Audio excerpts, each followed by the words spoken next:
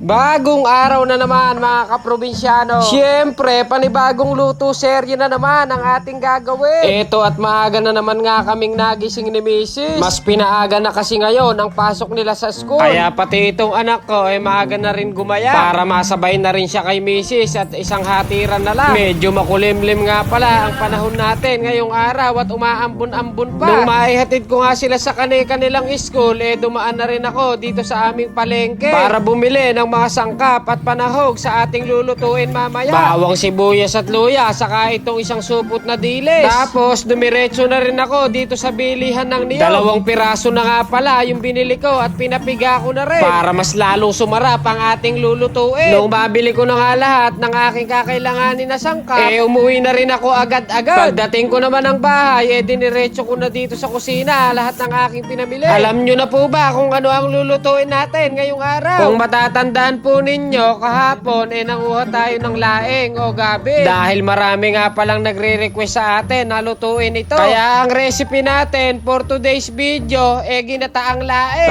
Buntik pa ako makahuli ng palaka dito. Imbis na tulungan ako, tinawanan pa ako ng aking anak. Naglalagay nga pala kami ng mantika sa kamay bago kami magbalat ng laing. Alam nyo naman na medyo makati talaga itong gabi. Kaya medyo mag-ingat-ingat po tayo sa pagbabalat nito. May mga insekto nga rin pala sa loob ng mga sanga niya. Kailangan nating alisin at linisang mabuti. Medyo mahaba nga rin pala ang proseso ng pagluluto nitong laing na ito. Dahil huhugasan pa natin ito at ibibilad. Saktong-sakto, mainit ang panahon, tuyo ito hanggang mamayang hapon. Ganyan ang mangyayari sa kamay nyo kapag hindi kayo naglagay ng gloves. Pero madali lang naman alisin, wag mo lang patatagalin sa kamay mo. At kinabukasan, ito nga at makulimlim ang panahon. Buti na lang, mainit kahapon, natuyo rin agad. Tamang-tama ang ganitong ulam sa makulimlim na panahon. Tara at umpisahan na natin ang ating luto serye. Ilalaga nga pala muna natin ito ng mga 40 minutos. Yung tamang lambot lang. Tapos para maalis na rin yung iba pang kati-kati sa mga sanga ng laing. At habang nilalaga ko nga muna ito, ihahanda ko naman yung mga gagamitin natin na sangkap sa paggigisa. Simple lang naman ang mga sangkap nito. Kaya iniluto ko na at request din naman ito ng ating mga solid na supporter. Mabuti na lang din at marami-rami ang tanim ng aming tito sa kanyang bakuran. Kaya pabor at nalibre pa tayo sa laing. May natira nga pala kaming kaunting karne sa rep, kaya isasahog ko na rin. Pagkatapos nga ng 40 minutos, malambot na rin itong ating laing. Yung ganitong pagkalambot, okay na. At malulusak din naman ito mamaya kapag ginisa natin. Kaya hinango ko na rin agad. Ganito rin po ba yung proseso nyo sa pagluluto ng ginataang laing? Alam ko po kasi sa iba't ibang lugar, iba-iba rin ang klase ng pagluluto. Pero hindi lang naman ginataan ang masarap na luto dito sa laing. Pwede rin naman itong isang palukan. Natikman nyo na rin po ba yung sinampalukang laing, mga kaprobinsyano? Di bale, next time papakita ko rin sa inyo kung paano lutuin. Pero ngayon, ito muna ang ating lulutuin. Umpisahan na po natin maggisa. Inuna ko nga palang nilagay yung luya. Kasunod na rin yung bawang at ang sibuyas. Palalabasin lang natin ang aroma nito hanggang sa mag golden brown ba. At nung maganda na pagkakagisa, nilagay ko na rin itong sahog nating karning baboy. Isasangkot lang natin ito ng maganda-ganda. Yung tipong sumusunod na yung kulay ng karne sa bawang at sibuyas. Tapos ilagay na rin natin itong alamang na hindi maalat.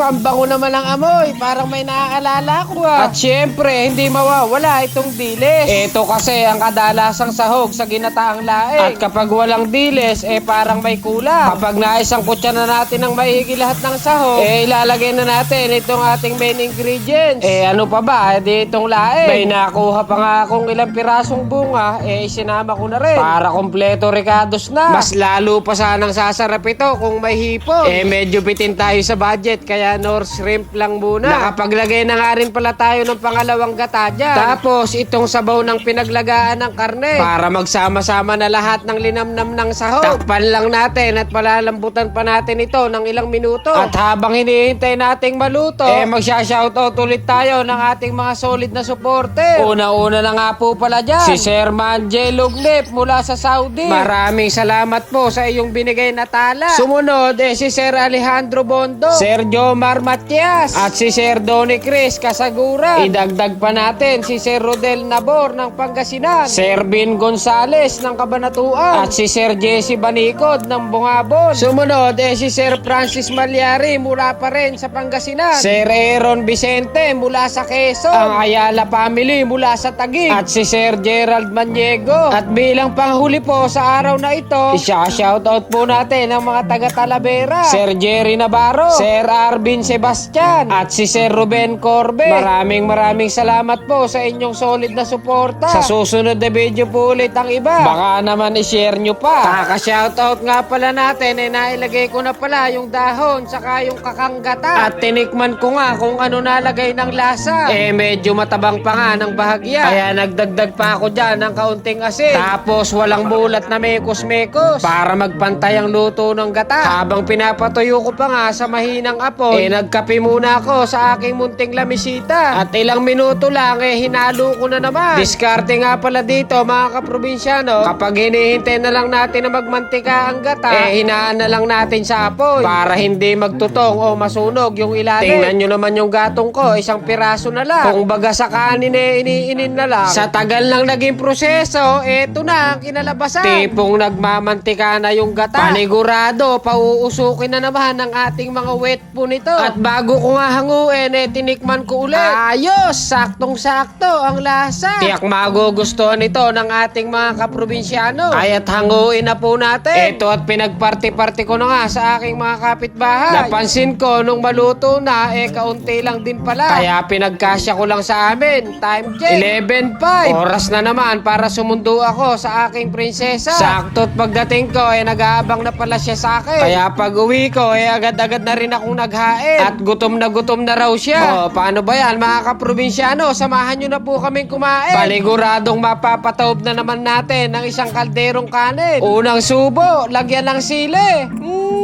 Dagdagan nyo na po ang inyong isasaing kapag ganito ang niluto nyo. Panigurado, aprobado sa mga asawa nyo. Kitang-kita nyo naman kung gaano ko kaganadong kumain kapag ganito ang ulam. Talagang tatagas ang pawis ninyo sa sipa ng lasa. Maraming salamat po sa inyong panonood. Bye!